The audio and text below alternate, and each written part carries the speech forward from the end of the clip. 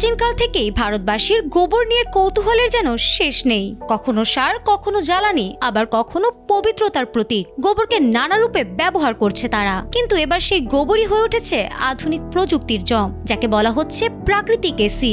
Social মিডিয়ায় একটি video viral হতেই এই গোবর বিপ্লব নিয়ে নতুন করে শোরগোল পড়ে গেছে।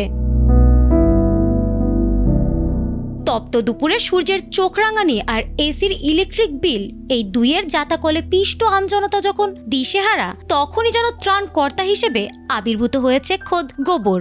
গল্পের শুরুটা পশ্চিমাঞ্চল থেকে। গুজরাটের সেজাল শাহ তার চকচকে সেডান গাড়িটিকে আগাগোড়া গোবরের প্রলেপে ঢেকে দিয়ে রাতারাতি শিরোনামে আসেন। কেন এই কাণ্ড? সেজাল দেবীর দাবি, তপ্ত রোদে গাড়ি যখন তন্দুর হয়ে যায়, তখন এই গোবরের প্রলেপই তার ভেতরে এসির হিমেল পরশ দেয়। ধাতব বডির ওপর এই প্রাকৃতিক প্রলেপ নাকি বাইরের তাপকে ভেতরে ঢুকতেই দেয় না।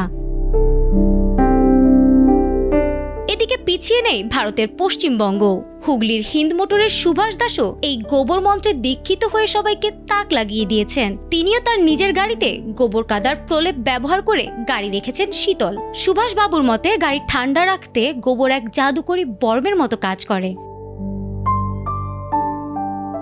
ভারতীয়দের এই চিরন্তন গোবর প্রীতি যেন আজ বিজ্ঞানের চশমাকেও চ্যালেঞ্জ জানাচ্ছে। গোবর যে তাপের কুপরিবাহী, সেই ধ্রুব সত্যকে কাজে লাগিয়ে সেজাল বা সুভাষটা যা করে দেখিয়েছেন, তাতে বড় বড় টেক কোম্পানিগুলো হয়তো এখন কপালে হাত দিয়ে ভাবছে। তবে রাস্তাঘাটে গোবর লেপা গাড়ি দেখে লোকে কি ভাববে, সেই কৌতূহল ছাপই এখন বড় হয়ে দাঁড়িয়েছে সাশ্রয় আর শান্তি। শেষমেশ পকেটের কড়ি বাঁচাতে ভারতবাসীর এই গোবর বিস্ময়ে যে অন্য মাত্রা পাচ্ছে, তার বলার অপেক্ষা রাখে না।